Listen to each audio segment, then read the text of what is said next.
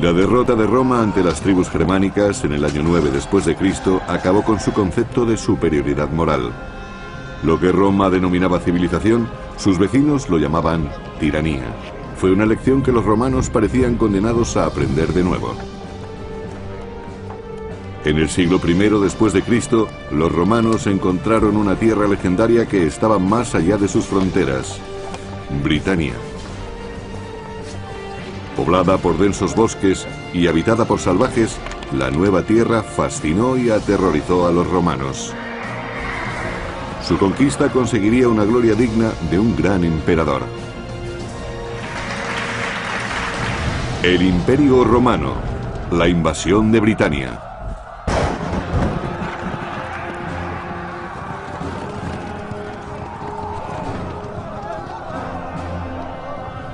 Durante 6 siglos, el Imperio Romano dominó el mundo antiguo. En el siglo IV después de Cristo, Roma se extendía desde Arabia hasta la costa del Mar del Norte. Donde llegaba su alcance, Roma seducía a sus enemigos con el comercio y el lujo, y empleaba con mano de hierro al ejército más disciplinado jamás conocido. Los romanos creían que llevaban la civilización a lugares remotos. Estaban orgullosos de su gobierno, que era su auténtica fuerza, y creían que Júpiter era la fuente de su poder. Los romanos creían que los dioses otorgaban su poder al emperador, aunque no todos lo merecían. En el año 41 después de Cristo, el emperador Calígula hizo estremecer a Roma. Calígula parecía un niño consentido y puede que además padeciera alguna enfermedad mental. Se cuenta como ejemplo que nombró cónsul a su caballo y que si construía puentes era solo para que él pasara con su carro sobre ellos. Hacía cosas muy extrañas para demostrar su poder. Muchos de los que le rodeaban empezaron a sentirse en peligro. El emperador era excesivamente inestable y paranoico. Por decirlo claro, estaba totalmente loco. Miembros de la Guardia Pretoriana, una milicia de élite, decidieron que Calígula debía morir antes de que se volviera contra ellos. Y una tarde, actuaron.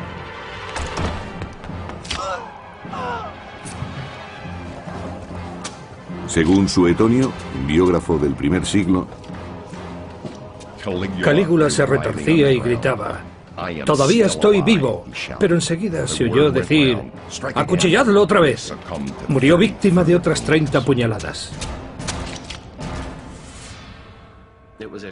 Fue un momento crucial en el que por primera vez se demostró duramente que los militares sostenían al emperador. Sería la Guardia Pretoriana la que elegiría al nuevo emperador. Pronto encontraron a su nuevo candidato, el tío de Calígula, Claudio, una persona débil y por lo tanto fácil de controlar. Babeaba, tartamudeaba y tenía tics nerviosos. Es posible que la única razón de su supervivencia fuera que nadie le tomaba en serio. Seguros de su elección, los pretorianos proclamaron a Claudio emperador del mayor país del mundo. De niño, sus mayores decidieron que no recibiría formación administrativa ni militar.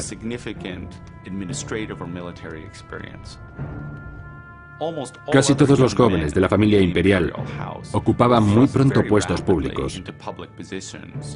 Pero ese no fue el caso de Claudio. El nuevo emperador tenía que hacer méritos ante los que le creían un incompetente. Y con los pretorianos, quienes le dieron el cargo, tenía una gran deuda. Había una solución para solventar ambas deficiencias: una guerra. Honor y botín para los soldados, prestigio y dignidad para el emperador victorioso. La conquista de nuevas tierras era siempre conveniente para los soldados romanos, a los que les gustaba intervenir militarmente. De acuerdo con su educación, preferían entrar en combate para dar lo mejor de sí, en lugar de permanecer inactivos. Cuanto más espectacular es la conquista, mejor es el resultado. Pero, ¿a dónde ir? La respuesta del emperador Claudio fue tan atrevida como inesperada: Britania, la bravía y remota isla que había derrotado a Julio César hacía casi 100 años. El hombre que la conquistase lograría más fama que el mismo César. Para dirigir la expedición, Claudio eligió a Plaucio, famoso senador y jefe militar. Condujo 4 legiones por una tierra peligrosa en la que los soldados se sentían inquietos y temerosos.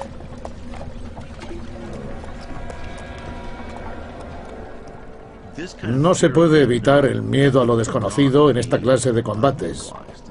Existía el temor entre los soldados de que al otro lado del canal tuvieran un arma desconocida que acabase con todos ellos sin poder hacerle frente. Circulaban rumores sobre la temible magia de los druidas, sacerdotes de la secreta religión de los britanos. El sabio Plinio el Viejo nos relata: Britania está fascinada por la magia. El monstruoso culto druida profesa que asesinar a un hombre es prueba de devoción y que comer su carne resulta provechoso. Los sacrificios humanos horrorizaban a los soldados e hicieron que el emperador Claudio prohibiera el druismo.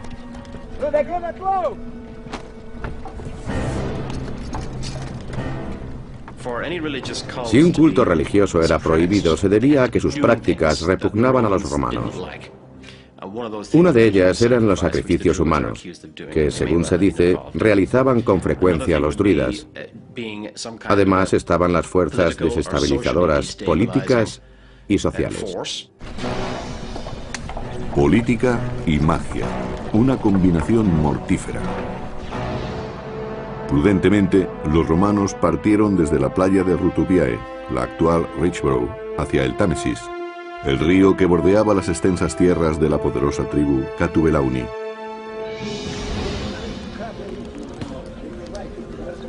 Experto en los misterios druidas, Caracato, príncipe de los Catubelauni, no llevaba coraza. Confiaba plenamente en el poder mágico de su pintura de guerra. Según parece, Carataco fue instruido en el arte de la magia por los druidas durante mucho tiempo, aproximadamente unos 20 años, para que aprendiera a leer los textos, poemas y oraciones de la magia. Los magos druidas capitanearon la rebelión contra Roma. Iban libremente de una tribu a otra pasando información del enemigo y reclutando nuevos guerreros. Los druidas no eran intermediarios entre la gente y los dioses, sino jueces y líderes, personas con las que había que contar. Ellos hacían sentir su poder en casi todos los aspectos de la sociedad celta. Togodumnus, hermano de Carataco y caudillo del reino vecino, apoyó la resistencia con sus soldados. Combinando sus fuerzas, se enfrentaron con suprema confianza a los romanos.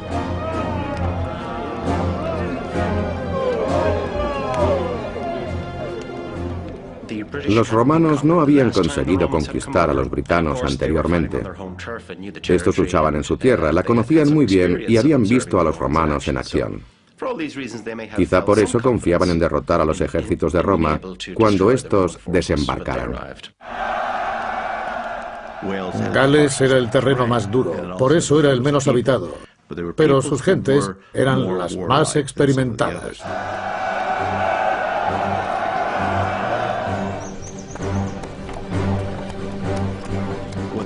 Los soldados estaban acostumbrados a combatir en formaciones muy largas, flanqueados por tropas auxiliares. Combatían a campo abierto y les funcionaba. Tuvieron éxito en África del Norte, en Oriente Medio y en las Galias, pero no les fue tan bien en Germania, y desde luego no consiguieron buenos resultados en Britania.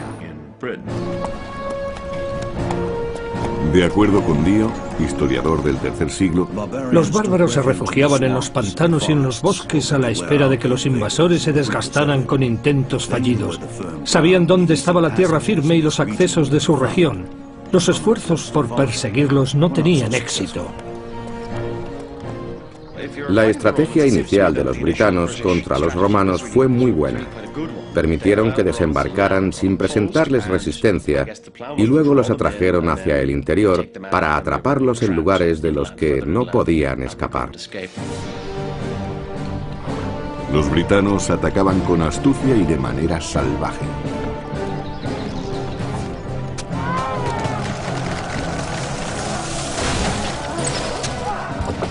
La disciplina de los soldados romanos es muy conocida, está bien documentada. El hecho de que resistieran organizadamente en medio de las batallas más duras es algo que demuestra su profesionalidad, buen liderazgo y entrenamiento. Fueron los mejores soldados de su tiempo y quizá de toda la historia. Combate tras combate, Plaucio sufrió humillantes derrotas, pero no por ello se desalentó. El ejército romano era ante todo paciente. En Britania la cuestión no era conseguir una victoria inmediata, se trataba de una campaña. Y las campañas eran siempre largas.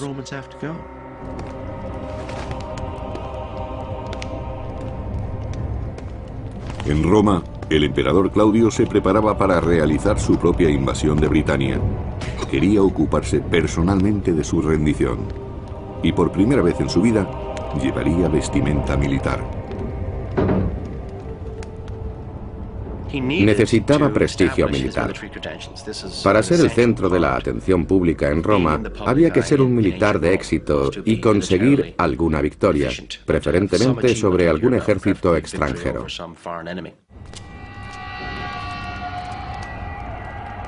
Claudio se propuso derrotar a los bárbaros con el arma más destructora e imponente del mundo clásico: los elefantes de combate. Ellos anunciarían la gran entrada del emperador. Claudio quería que los britanos se humillaran ante el todopoderoso ejército de Roma para reclamar luego su parte de gloria.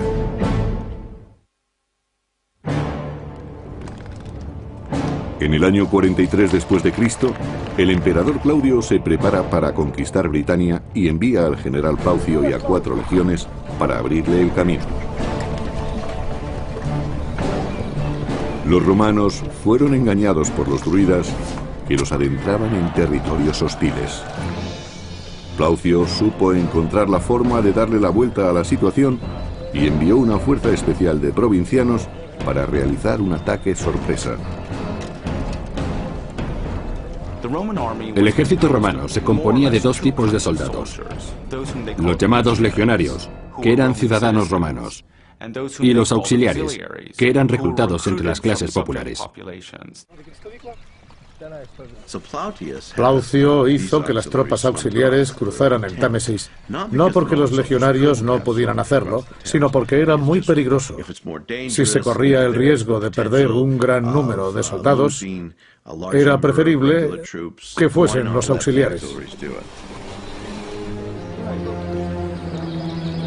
Como todos los druidas, Carataco y Togodumnus consideraban que el agua era sagrada y que el gran río los protegía de sus enemigos. Sin estar alerta por esta creencia, los romanos cruzaron el río en silencio y sin ser vistos.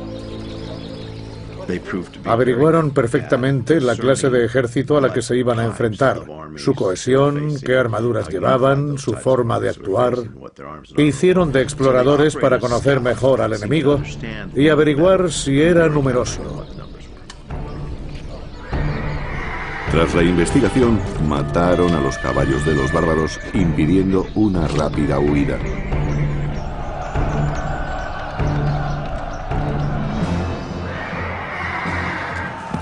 Solo entonces, Plaucio mandó que el grueso de su fuerza atacara.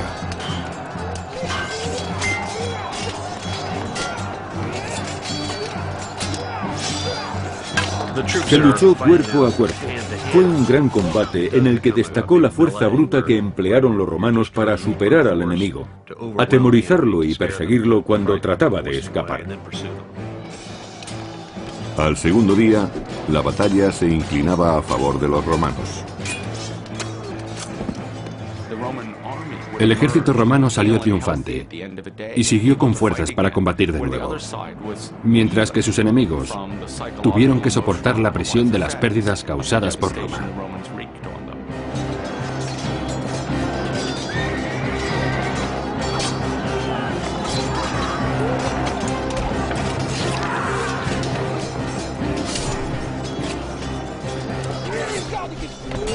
En la siguiente batalla, Togodumnus fue mortalmente herido. Atemorizados, los supervivientes se refugiaron en los pantanales. Las familias de los dirigentes druidas se enfrentaban a una nueva realidad. La noticia de la catástrofe había sembrado el pánico y el deseo de huir. Carataco debía escapar con su familia o sería humillado y esclavizado por los romanos.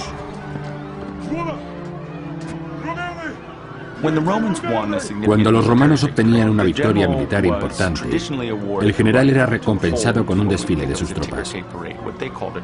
Si era posible, el cabecilla derrotado marchaba entre los soldados para demostrar que los oponentes habían sido sometidos.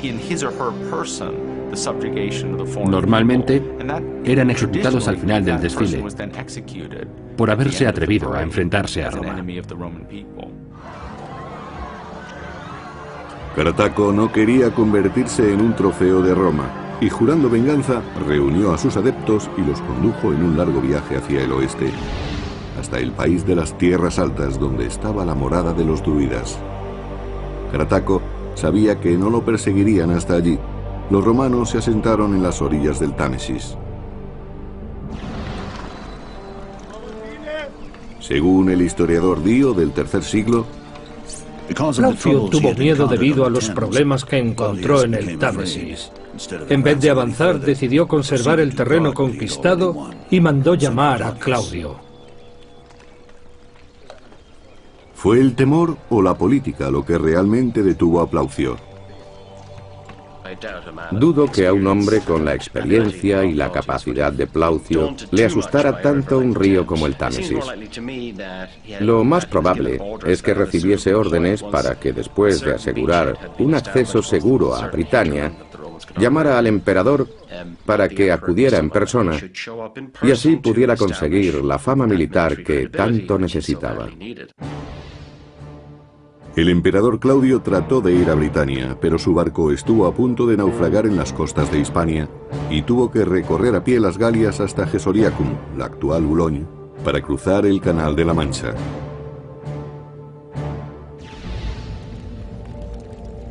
Llegó cuando la campaña militar estaba en sus últimas fases.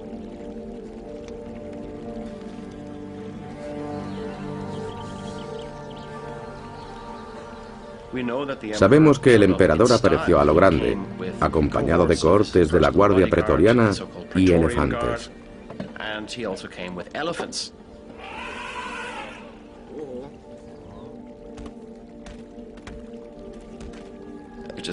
Estos no eran animales nativos de Britania ni de ninguna parte de la Europa occidental.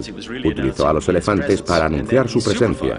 Más tarde, a una distancia segura a retaguardia, debió supervisar el asalto de varias poblaciones. La sorprendente llegada de Claudio, junto a la humillante derrota de Carataco, hizo que muchos britanos prefirieran someterse a combatir. Hoy en día, la idea que tenemos de la libertad y que forma parte de nuestra manera de ser no coincide necesariamente con la del mundo antiguo. Antiguamente, la mayoría de la población se acostumbraba enseguida a un nuevo orden y a un nuevo líder. Los impuestos que anteriormente habían pagado a unos pasaban a ser pagados a otros. No existía una gran diferencia y no les importaba demasiado.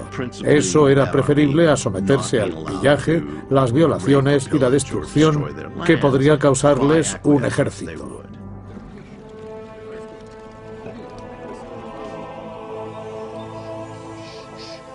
Había que luchar contra los romanos o colaborar con ellos. En Brigantes, un reino del norte, esta decisión resultó muy controvertida y fue tomada por su poderosa reina Cartimandúa. Los britanos no tenían inconveniente en ser gobernados por mujeres de carácter fuerte. Estas mujeres debieron acceder al poder por su relación con grandes hombres. Más tarde conseguirían el apoyo de su gente por su gran personalidad y por su carisma. Venutius, el marido de Cartimandúa, sabía lo que los brigantes debían hacer, pues se oponía con todas sus fuerzas a la ocupación romana.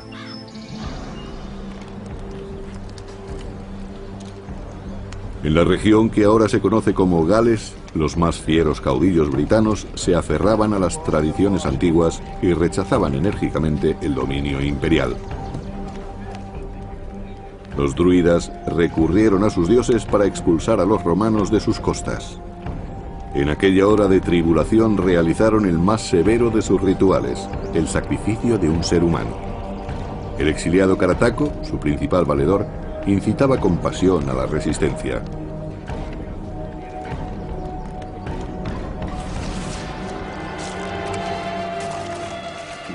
Logró aunar la voluntad de varias tribus muy dispares para resistir al invasor y creó un movimiento contra Roma.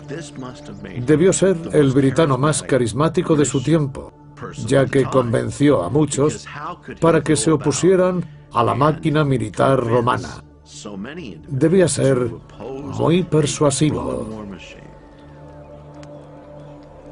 Unidos por un odio común y por su religión ancestral, los celtas juraron luchar hasta el final. La victoria había conseguido que los romanos recuperaran la confianza. Ya no temían a los britanos, pero no sabían que lo peor estaba aún por llegar.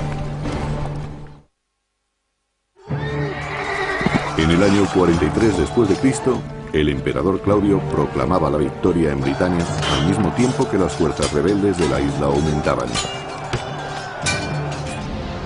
Creó una provincia romana con capital en Camulodunum, la actual Colchester, e hizo alianzas con una docena de reinos. Su ayuda resultaría crucial para amortiguar los ataques contra la nueva provincia.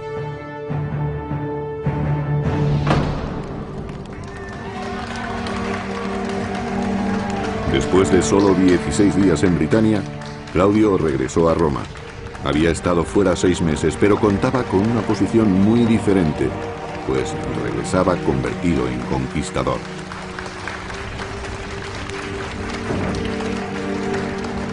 El valor propagandístico de aquel viaje fue extraordinario y Claudio consiguió un gran aumento del favor político del pueblo.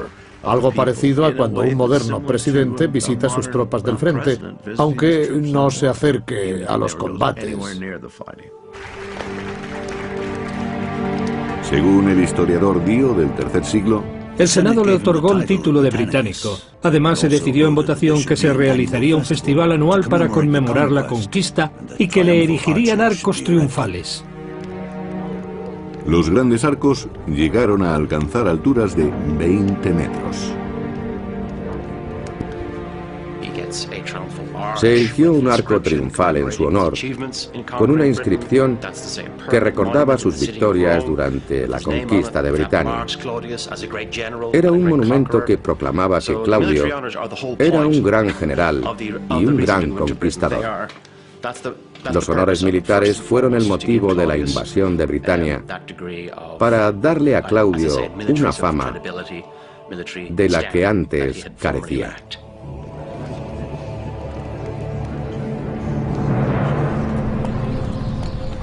Para Plaucio, a quien el emperador había nombrado gobernador de Britania, la celebración fue demasiado prematura. Siempre que los romanos salían de su recinto de seguridad, eran atacados por una organizada guerrilla dirigida por Carataco, el caudillo rebelde.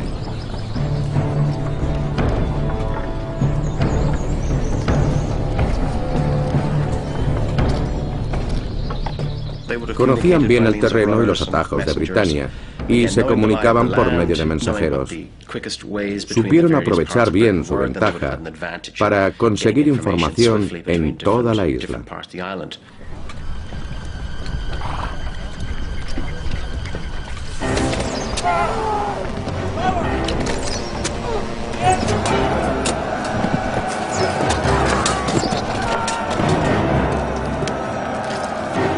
Algunas de las mayores emboscadas de la historia se realizaron simplemente arrojando troncos o piedras contra los soldados que marchaban por la falda de una montaña.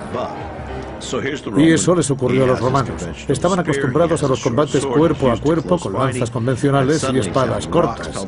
Ahora tenían que enfrentarse a las rocas, lanzas y hachas que les arrojaban. Sus legiones sufrieron grandes pérdidas.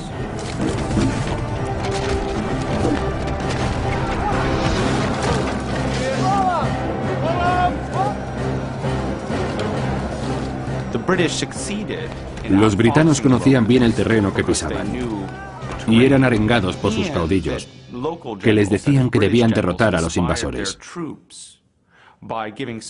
Tenían que expulsarlos, porque de lo contrario serían esclavizados por los romanos.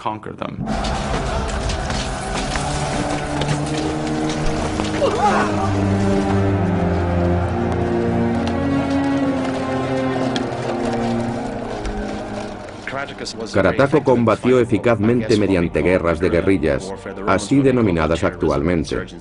Los romanos debieron llamarlas terrorismo o insurgencia. Dieron grandes resultados.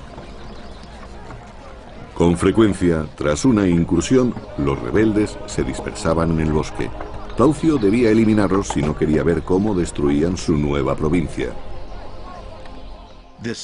Los oficiales romanos tuvieron que tomar decisiones que no estaban escritas en ningún manual de entrenamiento y que nadie les había enseñado antes. Había que adaptarse al terreno y a las tácticas de guerrilla de sus oponentes y no querían verse derrotados. En el año 45 después de Cristo, Plaucio inició una campaña. 3 legiones marcharon hacia el sur, el oeste y el norte respectivamente. La novena se dirigió hacia la tierra de los brigantes. Los brigantes controlaban el norte, un importante colchón amortiguador contra otros bárbaros. La cooperación con la reina Cartimandúa era fundamental. Trataba de dividir y conquistar, de separar y aislar grupos para someterlos. Con ese objeto, los aliados locales proporcionaban una gran ventaja. Cartimandúa aceptó la oferta imperial. Después de todo, con una legión ante sus puertas, sus alternativas eran muy limitadas. ¿Qué ventaja obtendría el pueblo si la elección era entre colaboración y destrucción en lugar de libertad y conquista? Para Cartimandúa la alianza le permitiría seguir en el trono y no tendría que arriesgarse personalmente, como si hubiera decidido oponerse a los romanos. Venutius, el esposo de la reina, no fue el único que se opuso enérgicamente a su decisión. Los romanos obtenían ventajas con las alianzas. El problema residía en la división de opiniones, como el caso de Cartimandúa, que tuvo que enfrentarse a su esposo. Venutius tuvo que contenerse y por el momento acató la voluntad de la reina.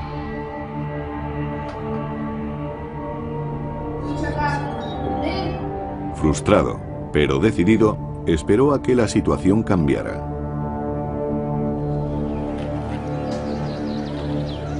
Mientras, los romanos invadían el país sometiendo a un pueblo tras otro.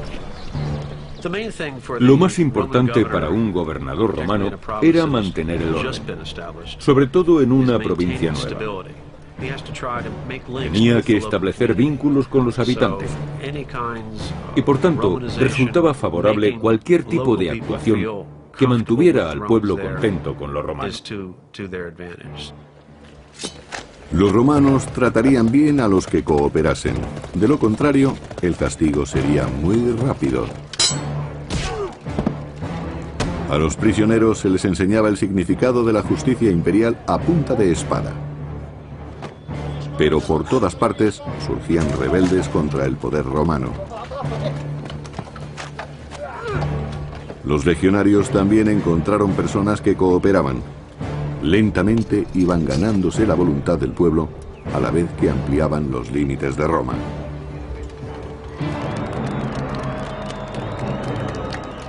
En la política, el general Plaucio se había convertido en un héroe. Tras 4 años, un agradecido Claudio le llamó de vuelta a Roma. Volvió con prisioneros britanos para convertirlos en gladiadores. 4 años era el periodo de mando normal del gobernador y su ejército en una provincia. Luego era sustituido.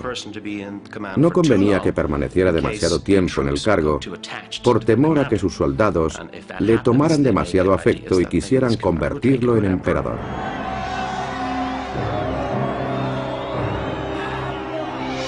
De acuerdo con Dio, historiador del siglo III, en las luchas de gladiadores participaron muchos hombres, incluyendo cautivos britanos.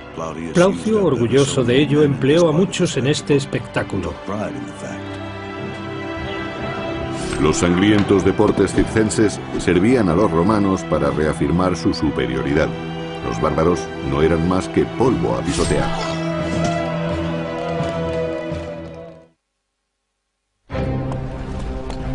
En el año 47 después de Cristo, los romanos reclamaron la parte sur de Britania. Algunos caudillos, como la reina Cartimandúa, se sometieron voluntariamente al imperio. Pero otros muchos se resistieron, como el príncipe Carataco. En el proceso de pacificación de un pueblo, hay que trabajar mucho antes de que se pueda retirar al ejército. Los romanos conocían muy bien que el proceso de anexión y conquista era siempre muy largo. Debían saberlo al enfrentarse a un oponente como Carataco. Es posible que Carataco fuera el rebelde más importante. Parecía saber bien cómo unir a los británicos para conseguir la victoria. Las poblaciones romanizadas soportaron las audaces incursiones de Carataco. Sus sorprendentes victorias le convirtieron en el cabecilla britano más famoso. Todos acudían a él para expulsar a los invasores de sus costas. En noviembre, cuando Carataco se enteró de que iba a llegar un nuevo gobernador romano a Britania, lanzó contra él el más enérgico de sus ataques. El nuevo gobernador, Escápula, recibió una sangrienta bienvenida. Pero las cosas no resultaron como se esperaba. Las legiones romanas nunca flaqueaban. Escápula infligió a Carataco su primera gran derrota. Sin embargo, el líder rebelde no se rindió. Carataco se retiró al sur de Gales y organizó otra revuelta que se extendió hasta las montañas del norte. Escápula hizo uso de la 9ª legión y marchó con ella hacia el oeste.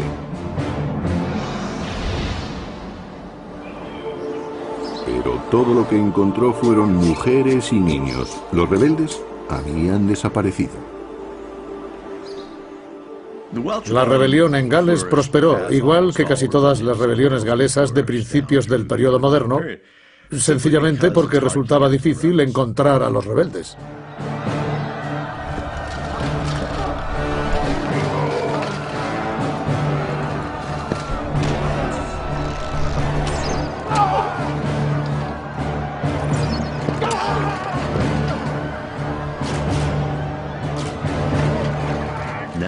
Los romanos tuvieron que recorrer las montañas, bosques e islas para encontrar a los rebeldes.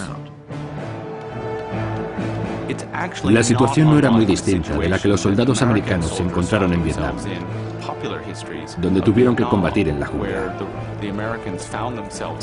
Habían sido entrenados para combatir en otra parte, y el enemigo sabía perfectamente cómo confundirse con el paisaje que lo rodeaba. Escápula arrasó los escondites enemigos, destruyó sus poblaciones y presionó con sus ataques. Pero a sus espaldas, una segunda rebelión estaba en marcha. En los bosques de Brigantes, los druidas empezaron a conspirar. Cuando las gentes de Brigantes vieron que los romanos se dirigían a Gales, decidieron aprovechar la oportunidad. Si los romanos estaban ocupados, les causarían problemas a retaguardia, y si los atrapaban entre dos frentes, podían derrotarlos. Para que esta segunda rebelión tuviera éxito, resultaba vital la participación de un noble, Venutius, el marido de la reina Cartimandúa, aliada de Roma. Por supuesto, Venutius, el marido de la reina Cartimandúa, era un personaje relevante que, aunque no por su linaje, quizás fuera el hombre más importante del reino de Brigantes. El desacuerdo con su mujer ofrecía una oportunidad muy interesante a los futuros rebeldes. Los nobles rebeldes hablaron de Venutius y de su lealtad. ¿Quién, después de todo, se beneficiaría más si su mujer, la reina, era depuesta? Pero infravaloraron la astucia de Cartimandúa. La reina tenía espías en todas partes y a través del criado de su marido supo entonces que los mejores guerreros estaban con ella. Desesperada, recurrió a Roma. Los reyes y reinas que colaboraron con Roma lo hicieron porque habían llegado a un acuerdo. En caso de necesidad, Roma acudiría en su ayuda. Ese era el acuerdo vigente. La reina mandó un mensajero romano a Escápula diciéndole que debía regresar cuanto antes a Brigantes para hacer honor a su compromiso de protegerla. El momento no podía ser peor para Escápula, pero no tuvo más remedio que abandonar Gales y marchar con su 9ª legión a ayudar a la reina. Su marcha brindó una nueva oportunidad a Carataco. Ante la retirada de los romanos, muchos guerreros de toda Britania se unieron a Carataco. Apoyados por sus creencias, llevaron consigo sus armas y sus familias. Esta vez, la resistencia no se escondería. Carataco ordenó a sus hombres que construyeran fortificaciones.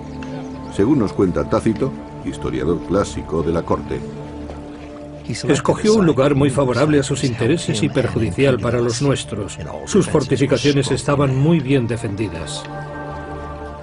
Una posición defensiva bien afianzada representaba una gran ventaja para los defensores, y por eso confiaron en que su elección del campo de batalla les daría la victoria contra los romanos. Carataco tenía ilusiones razonables de salir victorioso. Era la última esperanza de que Britania siguiera siendo independiente.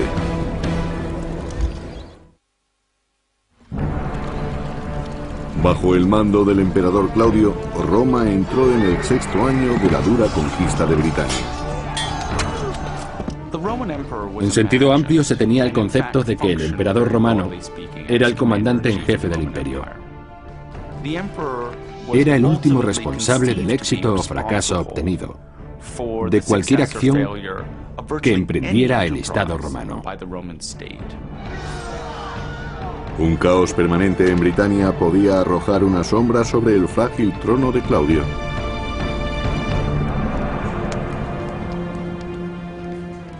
Cartimandúa, la reina vasalla del norte, había solicitado que Roma la defendiera contra una rebelión interna. Ella y sus defensores se refugiaron en una fortaleza a la espera de que el general Escápula acudiera en su auxilio. En poco tiempo, Escápula sofocó a los rebeldes y devolvió el poder a la reina. Este hecho hizo que el consorte real, Venutius, deseara con más fuerza sublevarse contra los romanos.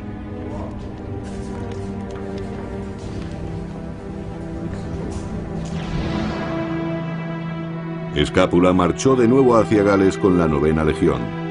Ansioso por acabar con Carataco, dobló el número de tropas de complemento, ordenando que la 20ª legión fuera también a Camulodunum. En el año 50 después de Cristo, con el honor del imperio sobre sus hombros, Escápula dirigía un ejército con miles de los mejores soldados contra un enemigo muy experimentado y resuelto. Puede que un hombre como Escápula hubiera podido persuadir a Claudio de que se podía aceptar un fallo bajo circunstancias tan particulares. Pero eso conllevaría un riesgo demasiado grave si quería conseguir otro puesto importante en el futuro. El fallo no era posible, pero la victoria no iba a resultar sencilla. Según el biógrafo clásico Tácito, los soldados llegaron a las murallas, pero tuvieron el mayor número de bajas. Los romanos tuvieron que reagruparse y atacar de nuevo. Roma marchaba imparable al frente de su maquinaria militar. No existía ningún futuro para la rebelión. Así es como se escribe la historia.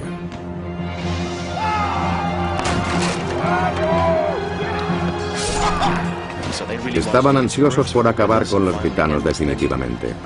La fiereza del ataque romano fue tal que los bárbaros acabaron siendo derrotados. Los que tuvieron más suerte murieron pronto, los demás fueron capturados. A los prisioneros les aguardaba la humillación, la esclavitud y una muerte ritual. Horrorizado, Carataco fue informado de que su mujer estaba entre ellos. Pero Carataco escapó y sorprendentemente llegó hasta el reino de los brigantes, a pesar de que su reina, Cartimandúa, era aliada de Roma.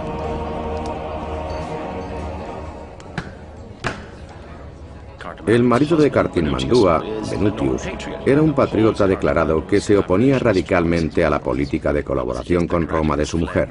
Yo diría que Carataco acudió a Venutius con la esperanza de conseguir su apoyo y hacer que la reina cambiara de opinión. Pero Cartimandúa no lo hizo. Era aliada de Roma y entregó a Carataco, el héroe de la resistencia, para consolidar su amistad con los romanos. Esta traición disgustó a su marido, Venutius. Carataco y su familia fueron obligados a desfilar por las calles de Roma, causando una gran impresión entre los ciudadanos. Según el historiador clásico Tácito, la reputación de Carataco había llegado hasta la misma Roma. Las gentes sentían curiosidad por ver al hombre que había desafiado nuestro poder durante tantos años. Incluso en Roma, su nombre resonaba con fuerza. Fue el símbolo de la victoria. El caudillo enemigo marchando por las calles, sometido. Lo que Roma solía hacer con sus enemigos era meterlos en el foso de una prisión y allí los ahorcaba.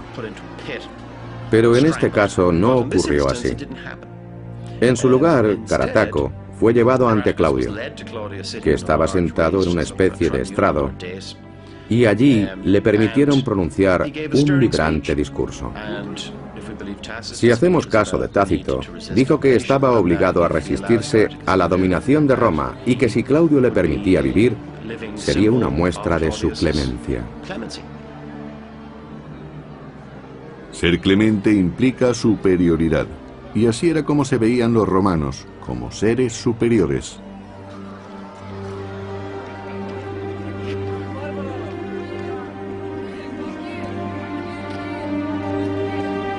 Conmovido por las palabras de Carataco, Claudio concedió el perdón al famoso bárbaro y a su familia. Probablemente se retiró a una villa cerca de Roma, donde viviría el resto de su vida en un confort relativo y, por supuesto, sin libertad. En una jaula de oro. La integración de Carataco había sido completada al fin. La romanización de Britania no fue pacífica. Al cabo de una década surgieron nuevas sublevaciones con Venutius al frente. Incluso un siglo más tarde, algunos pueblos seguían sin ser romanizados. Britania no fue romanizada del todo. Estaba demasiado lejos. Los romanos tuvieron que construir la muralla de Adriano para controlar a los invasores del norte. Resultó difícil de defender y la abandonaron. En Britania no quedó mucho de la dominación romana. Conquistada para ensalzar la reputación de un emperador, la isla proporcionó recursos durante siglos. Y cuando Roma se derrumbó, Britania fue la primera en volver a su estado bárbaro.